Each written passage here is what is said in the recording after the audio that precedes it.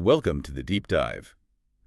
Our mission, well, it's pretty straightforward. We take this mountain of global information, all the noise, and we try to boil it down to what you really need to know. Exactly, giving you the insights, the context that maybe gets missed in just the quick headlines. And today, we're digging into the archives for October 28th, 2025. Yeah, and the sources we pulled together for this date, they really paint a picture of just extraordinary contrasts happening all at once. It felt like a day where these huge existential crises, both natural and political, were just crashing into massive market momentum, big tech moves, high-stakes policy decisions. A real collision, and Yeah. that's why this snapshot in time is so revealing, I Oh, think. definitely. So the three big stories that really jumped out at us from that day. First, a Category 5 hurricane, literally setting horrifying records in the Caribbean. Devastating. Then second, here in the U.S., a government shutdown dragging on, but then spiraling into this pretty dramatic legal fight over food assistance for, 42 million people? 42 million, yeah. A fight over the right to eat, essentially, during a shutdown. And third, kind of paradoxically, Mm. global markets hitting record highs, basically betting on what the Federal Reserve would do next and, the future of big tech. So our goal here isn't just to list what happened. We want to extract the crucial bits from all this material, global news, U.S. politics, the economy, give you that synthesized understanding fast. Right. Not just the what, but the so what. Yeah. What does it all mean when you put it together in the bigger picture? Exactly. Okay, let's unpack this. And I think we have to start with the most immediate, the most visceral crisis from that day, the weather. Yeah, Hurricane Melissa, it's unavoidable. The data points here are just staggering. Yeah. And it feels like a direct physical consequence of the very climate crisis that leaders were, debating elsewhere. That's exactly where the analysis has to start. Hurricane Melissa makes landfall in southwestern Jamaica, Category 5. And the wind speeds. Estimated sustained winds around 185 miles per hour, according to the reports we reviewed. I mean, that's just almost unimaginable power hitting land. 185 miles per hour. So Sure. that intensity, it didn't just make it a bad storm, it actually tied records, right, for the strongest Atlantic landfalls ever recorded. Ever. And crucially for Jamaica, it became the most powerful hurricane in their recorded history, worse than Gilbert in '88, which was, legendary for its devastation there. Wow. So the impact reports must have been horrific right away. They were immediate catastrophic damage, widespread severe roof failures just gone, structures collapsing, thousands instantly homeless, And the flooding. communities inundated, hospitals crippled right when they're needed most, and maybe the most critical thing for just basic survival and rescue efforts, near total power outages across the island. And you mentioned the infrastructure was already vulnerable. Yeah, that's a key point in the analysis. Aging infrastructure, maybe not built to withstand that kind of force, just couldn't hold up. It magnified the crisis enormously. The scientific reports really connect the dots here, don't they? They explicitly link Melissa's rapid intensification going to Cat 5 so quickly to the unusually warm ocean waters. They do. It's not presented as some freak event. It's shown as a direct consequence, underscoring the heightened climate risks for the whole Caribbean region as sea surface temperatures keep climbing. Right. That rapid intensification phenomenon, meteorologists had been warning about that becoming more common, especially late in the season, because of that ocean heat. Exactly. Now, the storm did weaken slightly over Jamaica's mountains, dropped to a Category 4, still incredibly dangerous. But it wasn't over. It kept moving. No, it tracked right towards Santiago de Cuba. And Cuban authorities, seeing what happened in Jamaica, they were already in high gear. Massive evacuations announced. Preparing for what? Just wind? Wind, yes, but also catastrophic rainfall. They were forecasting 10 to 25 inches of rain. Inches. And of course, a really dangerous storm surge along the coast. Just unimaginable amounts of water. Yeah. And aid groups, international disaster relief, they mobilized immediately. Because everyone understood this wasn't just Jamaica's crisis anymore.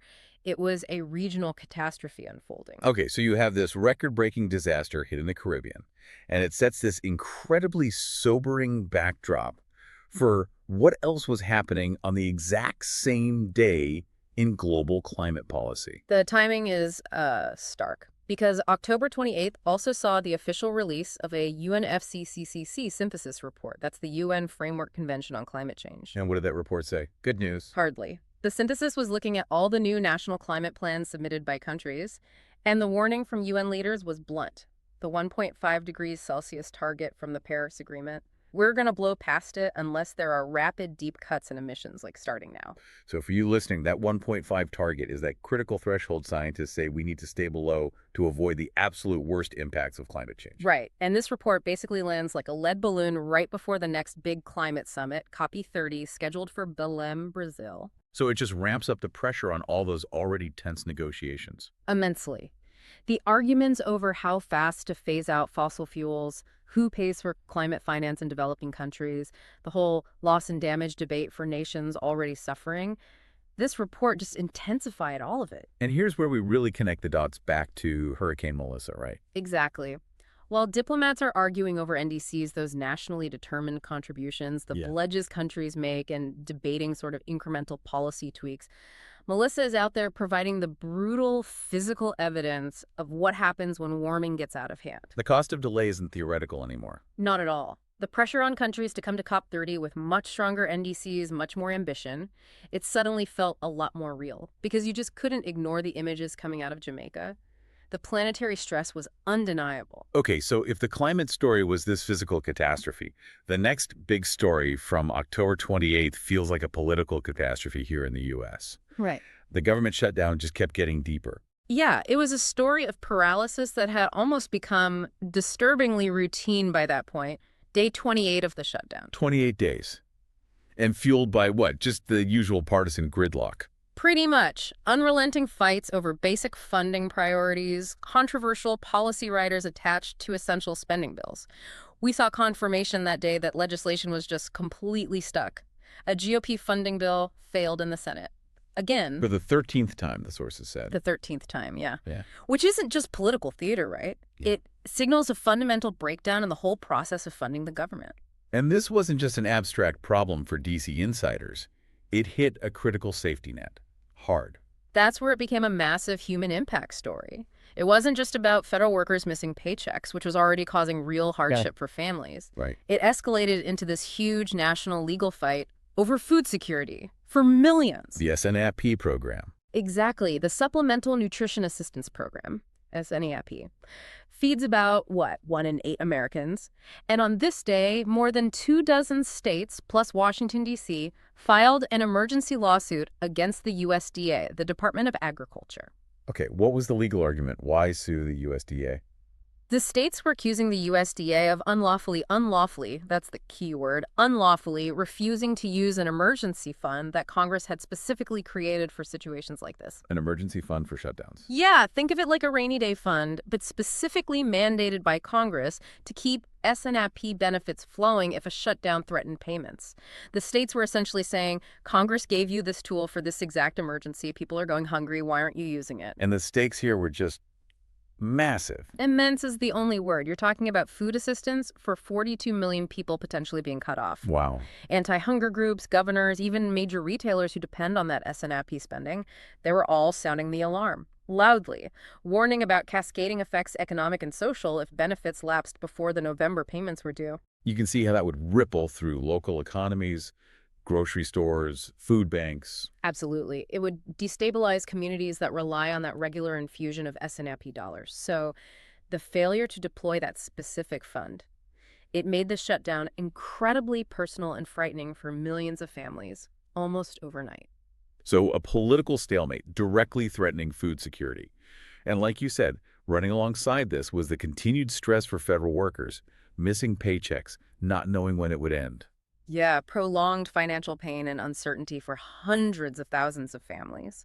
And this paralysis, this sort of systemic breakdown, it was happening at the same time as these really deep constitutional tensions were flaring up over federal power and domestic security. You're talking about President Trump's remarks about deploying troops. Right. He told U.S. troops during a visit that he was prepared to send, and his words were, more than the National Guard into American cities. More than the Guard, meaning Presumably federal troops, maybe federal law enforcement agencies, beyond the usual scope of the National Guard under state control.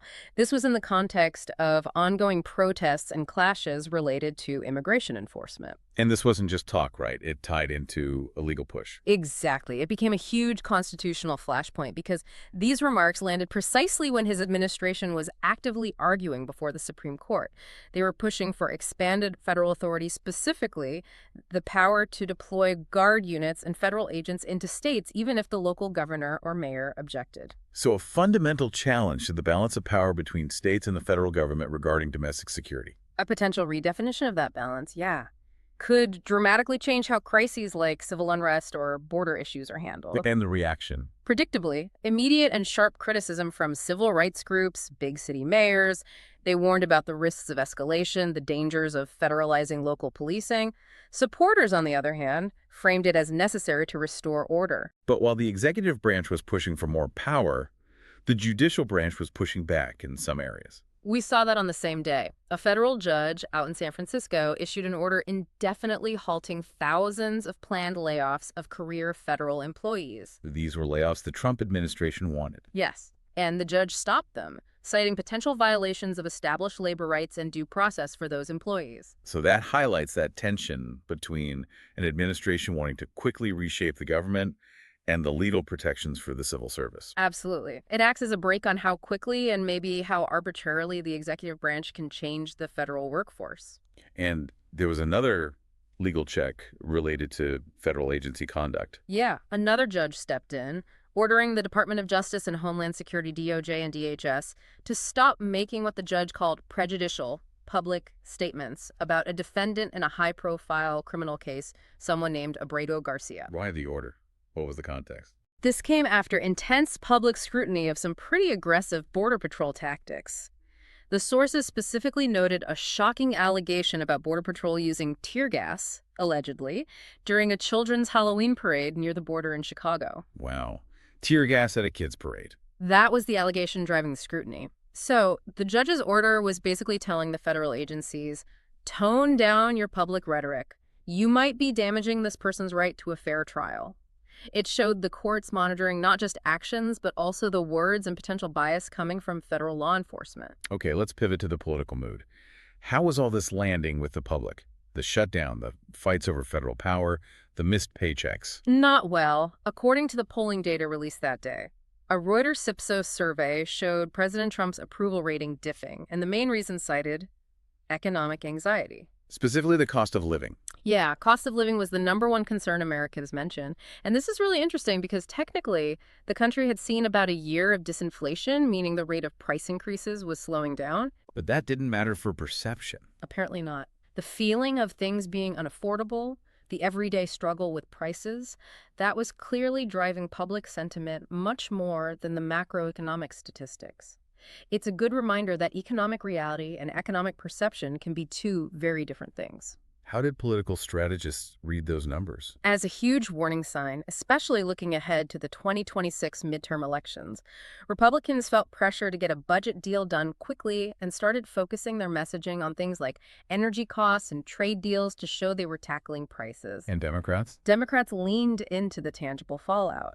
They highlighted the S&P crisis, stagnant wages, arguing that these economic anxieties, especially among suburban voters, could really reshape the political map. And finally, on the legal front, another layer. President Trump formally appealed his New York hush money conviction. Right. He filed the appeal, calling the prosecution the most politically charged in U.S. history, alleging bias, improper conduct by the judge and prosecutors. What's the significance of that appeal? Big picture. Well, it adds yet another layer of legal uncertainty hanging over the political landscape. The outcome could set really important precedents for how future election-related legal fights are handled, especially questions about the legal status of former presidents and where the line is drawn between legitimate prosecution and political bias in the judicial system. It's a case with potentially huge implications as the next election cycle was already starting to loom. Okay, let's zoom out, because the turbulence wasn't just domestic U.S. politics or Caribbean weather. Globally, things were pretty tense, too. Yeah, two major themes really stood out internationally on October 28th. First, just the continued fragility of peace agreements in major conflict zones. Like the Middle East. Exactly. The Israel-Gaza situation saw a renewed strain on the ceasefire that day. These truces, as we know, had been incredibly tenuous since the major conflict flared up. And on this day, One publicly broke down. What happened? Israel launched strikes. Yes, after accusing Hamas of violating the terms of the U.S. brokered truce. And what was the specific trigger? The sources mentioned something very sensitive. It was tragic and deeply sensitive. It involved the transfer of human remains. Israel stated afterwards that the remains transferred were not those of the specific hostage they had been expecting to be returned or recovered under the agreement. So a perceived failure or maybe even deception in that exchange. Right. Depending on who you asked, it was seen as either a breakdown in communication or something more deliberate. But either way, that became the immediate justification for Israel to resume bombardment. Prime Minister Netanyahu publicly vowed a strong response. And the immediate effect. Well, obviously, it jeopardized the crucial humanitarian aid operations that were relying on the pause in fighting, and it threatened to just completely collapse the entire diplomatic effort to sustain the truce. It really raises questions about how these ceasefires can even be monitored effectively, doesn't it? Profound questions. What's the actual viability of any monitoring mechanism if trust is so low? Regional players were already discussing potential peacekeeping roles, but this incident just intensified the debate in Washington and European capitals about what real leverage they had. It showed how easily these fragile agreements could shatter over specific disputes or perceived breaches of trust. Okay, moving from active conflict to economic competition. We saw some major shifts in global trade alliances, especially involving China and Southeast Asia. This is a really big one. China and ASEAN, the Association of Southeast Asian Nations, signed a significantly upgraded free trade agreement. An upgrade, they already had one. They did, but this was like version 3.0. And China made a very public point of framing it as resistance to protectionism. Which sounds like a clear shot at. The U.S., yeah. A strategic jab at the waves of tariffs and trade restrictions Washington had been imposing, which were definitely hurting Chinese exports. So what does this upgraded pact actually do? What changes on the ground? It gets technical, but the goals are important. It aims to streamline something called rules of origin. Rules of origin. Yeah, basically making it much simpler to determine where a product officially comes from. This is crucial for avoiding tariffs and navigating complex trade barriers. If you can easily prove your product originates within the ASEAN-China bloc, you get preferential treatment. Okay, so smoother trade within that bloc. What else? Widening access for services, things like finance, logistics, professional services to operate across borders within the pact, and a big focus on bolstering digital trade, standardizing rules for e-commerce, data flows, things like that. And this matters because ASEAN is already China's biggest trading partner, right? Biggest trading partner, yeah. So this pact just solidifies that relationship, deepens the economic integration. So while China is busy building this tighter economic architecture in Asia, what does that mean for Washington? Well, from a U.S. perspective, it really underscores potentially lost ground. The U.S. focus in the region had been heavily tilted towards security alliances, things like the Quad or a Ukraine. Right. But Beijing seems to be playing the long game economically, making itself indispensable through trade and investment. For the ASEAN countries themselves, though, it's a bit different. How so? It gives them leverage. They can balance their deep economic reliance on China against the security relationships or political ties they might want to maintain with the U.S. or other powers like Japan or Australia. It lets them play the middle to some extent. Okay. Elsewhere in the region, or nearby at least, we saw a flare-up involving Venezuela. Yeah, a sudden spike in regional tensions in the Caribbean. Venezuela abruptly suspended its energy agreements with Trinidad and Tobago. Why? What was the trigger there? Venezuela was explicit. They said it was a direct response to the arrival of a U.S. warship in Trinidadian waters. A U.S. warship visit triggers a suspension of energy deals. Apparently so. It immediately disrupted regional energy supply chains, things related to natural gas exploration and potential joint ventures. And it just signaled a possible escalation of geopolitical risk right there in the Caribbean basin, showing how quickly a military presence, even just a port visit, can be interpreted as provocative and destabilize economic arrangements. Okay, and finally, let's turn to Rio de Janeiro. A really stark clash there between security operations and upcoming international diplomacy. Yeah, this was dramatic. Rio authorities launched one of their largest ever police raids targeting strongholds of the Comando Vermelho, the Red Command criminal organization in the huge favela complexes of Alemão and Peneja. And the outcome? A devastatingly high death toll. One source we reviewed reported over 60 fatalities in that single operation. 60.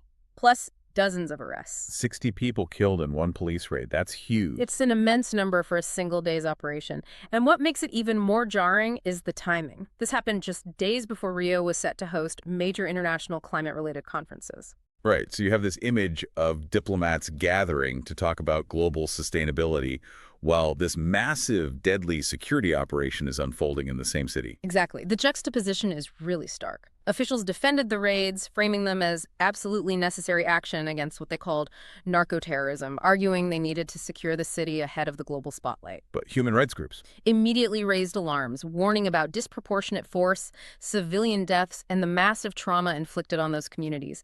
It echoes long-standing, painful debates in Brazil about heavy-handed policing tactics in the favelas. So what's the bigger takeaway here? It really highlights this deep friction. You have these high-level international forums focused on global cooperation, climate action, sustainability, but happening against a backdrop of intense local security challenges, violence, and profound social inequalities.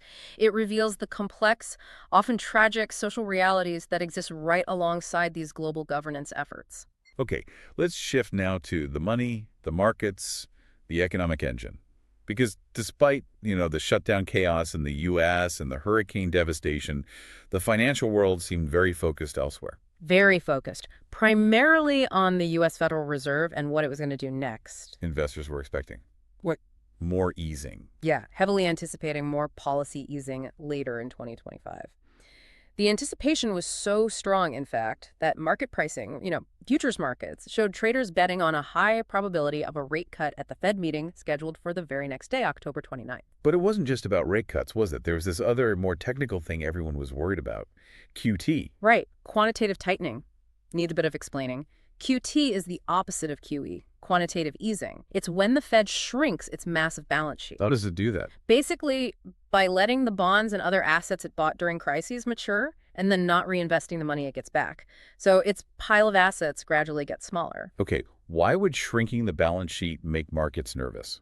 Because there were real worries highlighted in the reporting from that day about how ending QT might interact with two big things. First, the Treasury Department's huge borrowing needs to fund the government deficit, and second, the level of reserves held by banks within the financial system. Reserves. Yeah. Like the cash banks have on hand. Essentially, yeah. There's a complex relationship between the size of the Fed's balance sheet, government borrowing, and the amount of liquidity sloshing around the banking system. The fear was that shrinking the balance sheet too fast or at the wrong time could accidentally drain too much liquidity. And that could cause problems. It could. People had flashbacks to previous liquidity squeezes, like the repo market turmoil back in 2019, where short-term lending rates suddenly spiked because cash seemed scarce. So the Fed was trying to navigate this really tricky A path. high wire act, basically. Exactly. Trying to support growth, but without creating new speculative bubbles that asset froth, driven by cheap money. And doing this while the Treasury is issuing tons of debt and everyone from mortgage lenders to bond traders is bracing for potential knock-on effects, depending on exactly how and when the Fed adjusted QT. Okay, so lots of underlying anxiety about Fed plumbing. Yet despite that, and despite the government shutdown, global markets hit records that day. They did. Intraday records for global shares. How does that even happen? How do markets just shrug off a major U.S. political crisis? Well, it seems markets were focused on two main drivers. First, that strong expectation of a Fed rate cut lower rates are generally good for stock prices.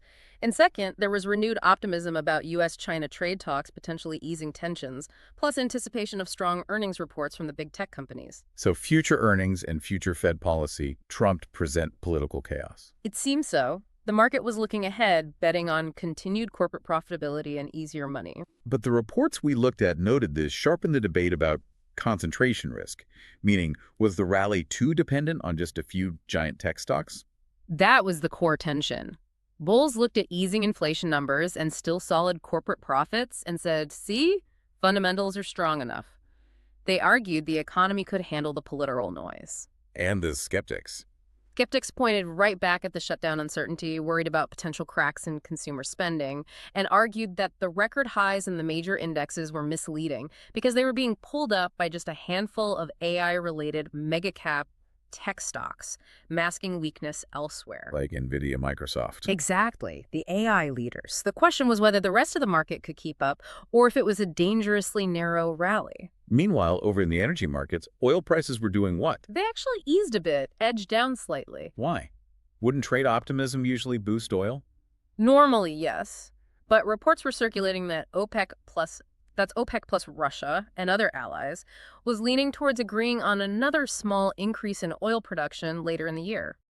So the prospect of more supply offset the demand optimism. Exactly. It put a bit of downward pressure on prices. Brent crude, the international benchmark, was hovering around the mid-$60 per barrel. Mid-$60. Good for consumers. Maybe. Good for consumers and importing nations, yeah. Take some pressure off inflation. But for oil-producing nations, especially those whose governments relied heavily on oil revenue, mid-$60 can be a real budget challenge. Many need prices closer to $70 or even $80 to balance their books. So traders were watching OPEC Plus very closely. Very closely, waiting for confirmation of that output decision and also looking at longer-term factors like new LNG supply coming online that could impact oil demand down the road. Okay, shifting from markets to specific companies. A big piece of news that day. Amazon announced layoffs. A major announcement. Large-scale layoffs planned across North America and Europe. Analysts noted it was the largest round of job cuts at Amazon in several years. As the reason given. Citing market pressures, slowing growth in online retail compared to the huge boom during the pandemic years, and basically the need to restructure and become more efficient. The implications go way beyond just Amazon employees, right? Absolutely. Unions immediately started pushing for better severance packages. But more broadly, industry experts saw it as a potential warning sign for the entire digital marketplace sector. Signaling maybe deeper trouble. Or just a shift. Maybe both. Predictions started flying about further consolidation in e-commerce and, crucially, a massive acceleration towards automation. Companies looking to replace human labor costs with AI-driven efficiency, especially in logistics and customer service, Amazon's move was seen as potentially leading that charge. Okay, one more key economic shift to cover. Argentina. Midterm elections there. Right. Argentina held midterm congressional elections, and the results were seen as a significant victory for the party of President Javier Milei. Milei, the libertarian economist. That's him, known for his pretty radical free market ideas. And the election result was widely interpreted, especially by global financial markets, as a strong public mandate for his agenda. Which includes what? Deregulation. Fiscal cuts. Aggressive deregulation, significant cuts to public spending, aiming for fiscal conservatism. Markets reacted positively. They saw it as Argentina decisively choosing market reforms over populist or socialist alternatives. Bond prices rallied. The currency strengthened initially. But there's always another side to that coin, isn't there? Always. While markets cheered the potential for reform and fiscal discipline, social groups and unions immediately warned about the potential for widespread hardship, rising poverty due to austerity measures, and the impact of deregulation on workers. So setting up a potential clash. A very likely showdown. Unions were already signaling they would mount significant organized resistance to the proposed reforms. So you had this tension. A financial market mandate for change versus the potential for major social unrest and political instability down the line. A classic reform dilemma. All right, let's look forward now. Frontiers. Technology, space, public health. This stuff often gives us clues about where things are heading next. And October 28th was a big day for AI, really highlighting its dual role, national security asset and commercial battleground. NVIDIA seemed to be right in the middle of it. They were. First, NVIDIA announced it was building new advanced AI supercomputers specifically for the U.S. Department of Energy, the DOE. Okay, what does that signify? It's not just a government contract. It validates the huge and apparently urgent demand within the U.S. public sector, military, research labs, energy grid management for massive AI computing power. It really cements that public-private partnership on developing these critical strategic technologies. But NVIDIA also has global ambitions, right? Mm-hmm. And that bumps up against U.S. policy sometimes. Precisely. That's the other side. While serving U.S. strategic needs, NVIDIA also publicly expressed its desire to regain access to the Chinese market, at least within the bounds set by U.S. regulations. Which is tricky because of the export controls on high-end AI chips to China. Exactly. Those controls have significantly limited sales of their most powerful AI chips to China. So NVIDIA is walking this very careful tightrope, maximizing its global business while navigating the intense geopolitical rivalry and strict U.S. export rules designed to keep cutting-edge AI tech out of Chinese military hands. It's high stakes. Meanwhile, one of NVIDIA's big competitors, Microsoft, made a major move with its AI assistant, Copilot. A really strategic move. Microsoft announced new capabilities allowing users of its Microsoft 365 Copilot, the AI, integrated into Word, Excel, Teams, etc., to actually build their own custom applications and automate complex workflows using new tools like Copilot Studio. So Copilot isn't just an assistant anymore. Exactly. This positions Copilot as more than just a chat interface. It becomes a platform, a foundation on which businesses can build their own AI-powered tools and automate processes specific to their needs, all within the familiar Microsoft ecosystem. What does that mean competitively? It puts immediate pressure on rivals. Google, with its Gemini AI, needs to offer similar integration and customization. And it's also a direct threat to smaller, niche companies that specialize only in AI-driven workflow automation. Microsoft is trying to make Copilot a central hub for enterprise AI. Makes sense. CIOs must have been excited about the potential for automation. Huge potential seen for accelerating automation, reducing integration costs.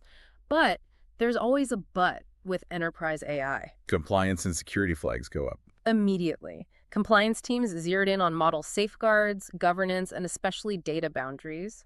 The big concern is when users start connecting sensitive internal company data to these powerful large language models, maybe using techniques like RGRE, retrieval augmented generation. RGRE allows the AI to access company documents, right? Right, to provide more relevant answers. But if the security and governance aren't absolutely watertight, there's a real risk of data leakage exposing confidential information. So figuring out those safeguards is crucial before companies can fully embrace these platform capabilities. Okay, shifting from AI to space, we saw updates from Blue Origin and SpaceX that day. Yeah, a nice snapshot of the different approaches in the current space race. Blue Origin, Jeff Bezos' company, was detailing progress on its big lunar lander, Blue Moon.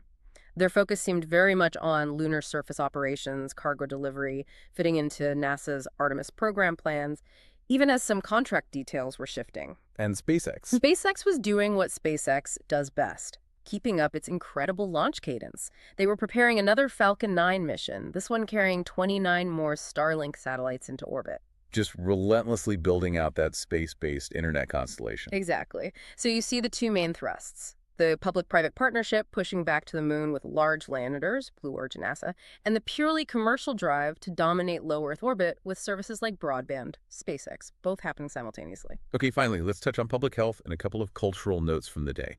A concerning update on measles. Unfortunately, yes. U.S. health departments reported expanding measles outbreaks, specifically mentioning counts rising in South Carolina's upstate region. And analysts noted this wasn't isolated. It followed a pattern of new cases popping up throughout 2025 across the country. And the underlying reason. Gaps in routine childhood immunizations that emerged or widened after the COVID-19 pandemic disrupted regular health care. Public health agencies were making urgent calls for people to catch up on MMR vaccinations, stressing that even small outbreaks in undervaccinated communities can spread quickly, strain hospitals, and pose a serious risk to vulnerable people like infants or the immunocompromised. A reminder that old diseases can come back if we let our guard down. Definitely. And then two quick cultural footnotes to round out the day. First, for baseball fans. Yes, the World Series Marathon. Game 3 between the Dodgers and Blue Jays set a record. Longest World Series game ever played, 18 innings. 18 innings. That's like 2 games back-to-back. Pretty much. And it immediately sparked debate, modernization efforts like pitch clocks and extra inning runner rules versus the deep-seated traditions and some would say occasional beautiful absurdity of baseball. A classic sports argument. Yeah. And lastly, a legal controversy following arrests in Paris. Right. 2 suspects were arrested in connection with that major jewel heist at the Louvre Museum. But then the Paris prosecutor's office actually issued a statement expressing regret over some disclosures made publicly about the suspects and the evidence. Regret. Why? The concern was that releasing too much detail too early might compromise the suspects' legal rights, the presumption of innocence, the right to a fair trial. It sparked a minor controversy there about finding the right balance between the public's understandable interest in a huge case like a Louvre heist and protecting the fundamental legal principles of due process. Hashtag outro. So if we try to tie all these different threads together from October 28th, 2025, what really emerges is just the sheer speed and simultaneity of stress on global systems. Yeah, you've got the climate system showing record-breaking strain with Melissa. Right, you've got the U.S. political system in paralysis, threatening the basic social safety net with that SNAP crisis. You've got global trade architecture fundamentally shifting with that China-ASEAN pact. And economic systems wrestling with Fed policy, inflation worries, and corporate restructuring like the Amazon layoffs. It's all happening at once, interconnected. What stands out most to me looking back at that day is that collision you mentioned earlier. The abstract political deadlock of the shutdown suddenly becoming incredibly concrete and human with that lawsuit over food aid for 42 million people.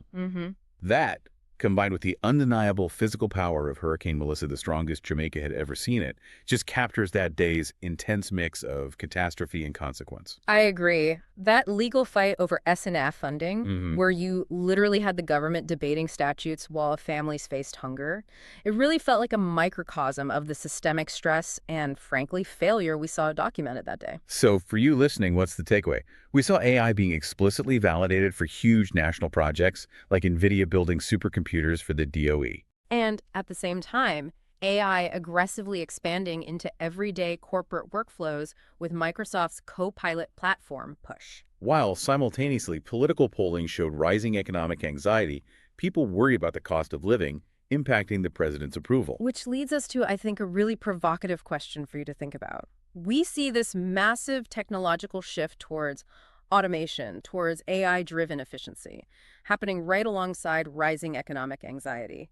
How quickly will that anxiety be made worse, or maybe somehow better, by the very AI systems we saw advancing so rapidly on this single day? Yeah, what's the real human cost or benefit of this automation wave going to be, especially if it accelerates before we fix the weaknesses in the social safety net that the SNAP crisis so clearly exposed? A crucial question. What happens when technology outpaces our social and political adaptation? Something to definitely keep watching. Thank you for joining us for this deep dive.